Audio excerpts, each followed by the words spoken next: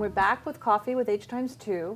Today we're speaking with Carol Gilbert and Ardith Plate, who are both Dominican nuns who've been working on anti-nuclear issues for 40 years.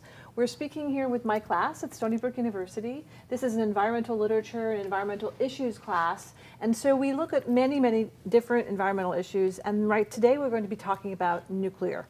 And we're in a pivotal moment in time. We know that there's a crisis going on between the US and Korea.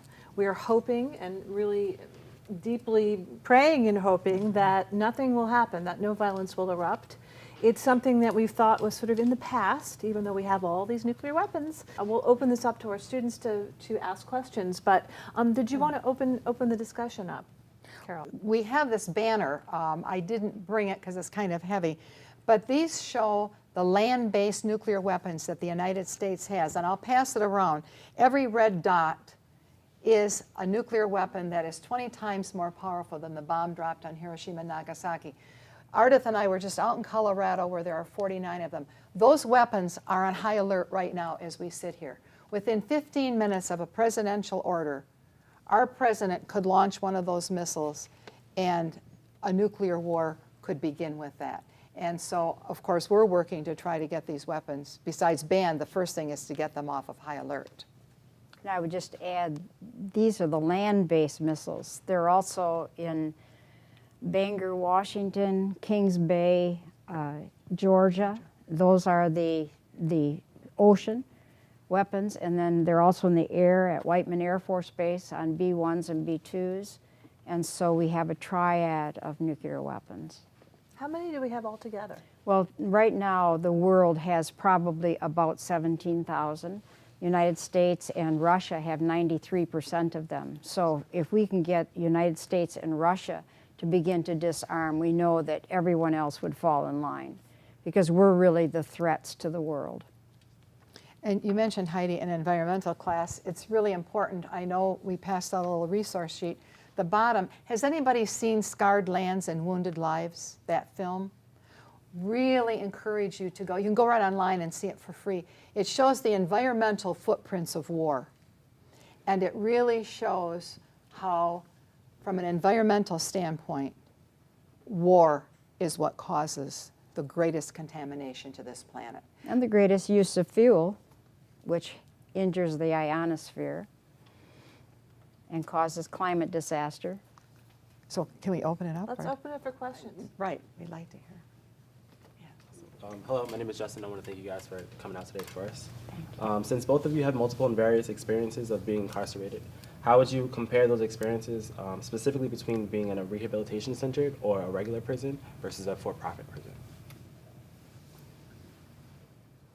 Well, first of all, I wouldn't call any prison rehabilitation because there really isn't rehabilitation that happens. It's a complete waste of taxpayers' money that's there.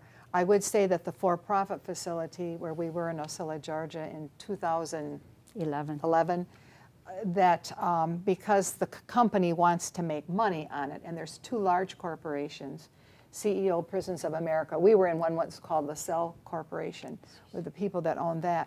But they want to cut costs, so therefore food gets limited. You know, the carrots they brought us when we were in Ocilla had like the green tops left on them. And we used to, when we'd eat, we'd kind of make a big pile and see who could have the biggest pile of green tops that were there. But there isn't rehabilitation happening. We need to look at alternatives to prison, and we need to look at restorative justice as ways in this country to really help with what's going on.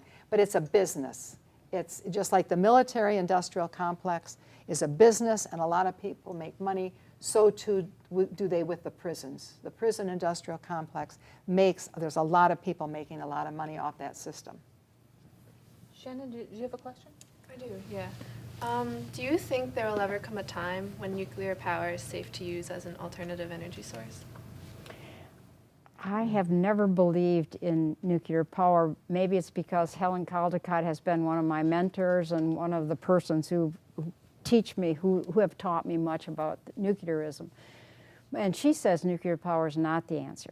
We just came back from Germany, and that was amazing to me because they have the acreage of land in solar power. They have windmills all over. They're way ahead of us. They actually help whole villages with their electricity and with their needs based on what they've done with alternatives. I know they're working on cleanliness from nuclear power plants. The dangers are drastic. I mean, look at Chernobyl, look at Fukushima, look at 3 Mile Island. I mean, right now, our 100 nuclear power plants are as endangered as any of those. And so I feel that we should actually make the conversions happen much more quickly. And so our government, again, is the leader of this or the destroyer of the possibility. So we have to really plead with government to make the changes to alternative energies. I find it interesting involving your faith in this, and I guess my question is kind of, seeing as Christianity typically falls a little bit more on the right, how do you involve this message more with like a multitude of nuns, and how do you get priests involved and get it told in homilies? That's a really good question. And I will tell you that in the United States, women religious are in the forefront of these issues. Most religious congregations have made corporate statements years ago that we needed to get rid of war and nuclear weapons. And Pope Francis is going to be convening people at the Vatican next month to talk about the fact that there is no just war theory anymore, that we need to teach nonviolence to our young people, that we have to abolish nuclear weapons. And I think we get that message out through people telling.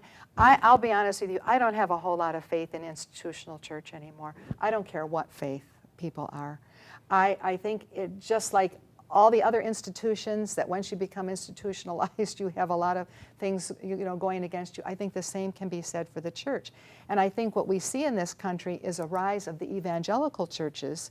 We certainly saw it out in Colorado Springs because people want, one, they want to be part of the prosperity gospel. They want to be part of, if I accept Jesus as my Lord and Savior, I'm going to have all this money come in. So there's that whole piece that's there, and the whole social justice, who in the Christian faith, Jesus came, we can look at Gandhi, we can look at Muhammad, we can look at all of these prophets before us, where love your enemy is the answer. Love of the earth is the answer. And so in a sense, it doesn't make any difference what that institution is saying, although I do believe that Pope Francis, as an institutional church in the Roman Catholic Church, is going to say a lot of things that are going to probably upset a lot of people. But just know that even though we know that there have to be changes, we have been going to bishops, and we're going to go to political people. We're going to go to everyone we can meet that has a voice from a pulpit or over other people to give them this new treaty, because this is our tool now at this urgent moment in history. It's a historical moment to eliminate mass destruction weapons. This is the last category. So weapons of mass destruction, chemical, biological, landmines, all these have by treaty been eliminated. We cannot build them, we cannot use them. This is the last category.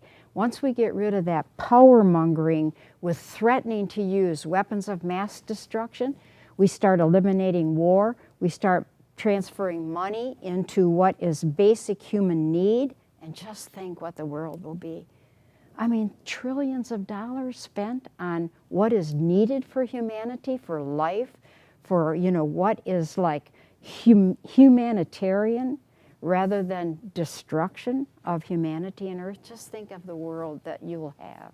And you will help us do it, right? This is the walk. And you're referring to the UN treaty. I'm referring to this historical moment, 7/7/17, ban the bomb treaty, the last category of weapons of mass destruction, 16,000 remaining. There were 70,000. We must eliminate them before any next war takes place. And whatever weapons they have, they use. And women, your voice is essential because it's life for the next generations of children. There's a wonderful campaign. It's called Don't Bank on the Bomb. And they've been doing it in the Netherlands. And it's where people call their bank and they say, are you investing in nuclear weapons, in war? And if they are, they're withdrawing their money. Banks have changed their policies.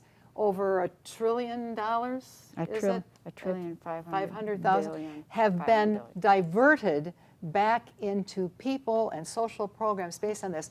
We're starting a kickoff here in the United States.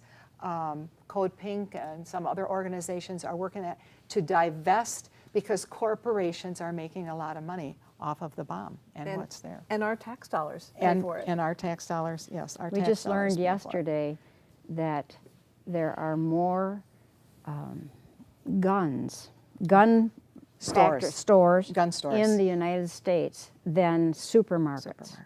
Think about that, because from the higher, if you use guns, weapons to solve conflict, then I guess on the neighborhood level, that's the way you solve conflict, right? So we have to change this mentality of force. Every means that you use will be the end that happens. So war will perpetuate war and enemy. Peace means will perpetuate peace and the goal of peace. So, if we can program ourselves to understand how to solve conflicts in the right way, we'll have a world at peace. And I wish you could have been at the UN with us in the end of June and July, because the countries, 122 countries of the world said yes to this. And then immediately when the treaty was signed, you need to know, as soon as the treaty was signed, France, UK, and the United States came out with a statement, and they said, well, we're never signing this treaty. It doesn't mean a thing. It's useless. It was a waste of time. And Elaine White Gomez, who was the ambassador of Costa Rica and was the president of the conference, she said that we're not worried by that. It's okay, because sometimes it takes a few years for something to catch on, for people to realize that this treaty isn't going to ban nuclear weapons tomorrow. We know that. But what it's going to do is stigmatize and delegitimize nuclear weapons, to know that we can't use them. And it's a waste of money. And there are countries, we need to get one of the countries that has nuclear weapons. The hope is that the UK will be the first, because they don't have any more money to put into it. France doesn't really have any more. China has like about 200, 250. They don't want to put any more money into it. Why? Because everybody knows if you have a brain, you can't use them. So what are we doing with them? Why do we continue to have them and spend money on them? And they are contaminating the planet. So other questions that somebody had? So I think often, like, young people like us and students, like, we really care, but we don't know what to do. So how can we get involved, and how can we, like, be a part of this movement? Well, just to begin with, one of the things I wish you would do, if you do any other demonstrations, like for DACA, in behalf of immigrants or in behalf of climate, that you would also have a big banner that says, support, sign, ratify the Ban the Bomb Treaty of 7/7/17. I mean, something that says, support now, the United States of America must go on record eliminating nuclear weapons. But the other things you can do are the same things. I mean, direct action is most important. I mean, in one college that we were at, they're going to start a petition drive, and everyone in that college can sign that petition, take pictures of it, send it to Nikki Haley and say, we young people want a world without nuclear weapons. We want a world without war. We want taxpayers' money to go into basic human needs, especially education today, or whatever the basic needs are. Call your bank. Find out if your bank is supporting this. Tell your parents to do that. Ask your senators. I hope you know the name of your 2 U.S. senators where you live and your representative. Call them and say, hey, we heard about this treaty to ban nuclear weapons. What's your position on it? One phone call. Write a letter to the editor. There's just, it's just small little things that you can do, but they make a difference. When you see the 2018 budget that's going to be signed and brought forth, you'll see the big amount is all the military-industrial complex. And then all these other little sections for education and housing and so on, they also have money going into militarization. And, you know, of course, we have to speak up at this time, too, regarding the prison industrial complex. I mean, Wackenhut is part of military, but they're also making their profits from federal monies on prisons. So, you know, you see the similarities of where the money goes. It's kind of destructive rather than rehabilitative or correctional or helping treatment centers, et cetera. So we want to try to get money back into the economy for basic human needs, eliminate poverty, et cetera. So we have to wrap up. I know you have a couple final words. Oh, well, I have a quote that I want to share with you. One of the people that we met at the UN was Commander Robert Greene, who was retired and part of the Royal Navy in New England. This is what he had to say about the treaty from the United Kingdom. He now lives in New Zealand. The current global stalemate over nuclear arms is due to a nuclear protection racket that is being conducted by a United States-led organized crime syndicate for the benefit of the military-industrial complex, using deterrence dogma as a counterfeit currency of power. This treaty is going to break through that. We have rumbled them. We are going to go ahead and do this. And they did it, and we're getting more and more countries to sign on. Thank you so much. And we can all take action. Simple things. Write a letter to the editor at your own university. Call the director. And I loved your message, and then we're going to wrap, about going to other marches. So there's tons of climate marches. They're coming up all the time, especially because of we have an anniversary for Sandy in New York. Take our own banners. Bring your own materials. Create your own petitions. So it's already there. There are people marching, and it's a great audience for you to All bring this to. connected. All Violence connected. is all connected. When you see scarred lands and wounded lives, the footprints of war, you will really see it. We will show that for the class. So thank you so much, sisters. Thank Great being you. with you. Thank It you. has been such an honor to have you here, and you Thank drove you. a long way, and we're very, very grateful. And thank you to my class for being patient and coming all this way. And if you get a bag, see, then you can just put it around, and you always are wearing your message. You have a We need to get banner these that's bags. with That's you. actually great. It's a statement right there, right? See, you don't even have to have a. And So thank you. ICANN is the one that won. They actually the won Nobel. the Nobel. But everyone Prize. involved in Peace this Prize. work won Yes. the Nobel. We're all part of it. So if you've ever worked to stop war and to stop nuclear weapons, You're part please of know this. that you're part. And tell people you're part of the Nobel Peace Prize, because you are. Right. We all are. Thank you It's so much. so good being with you. Thank you Thank so you. much. We have hope in you for the Thank you. future. We really do.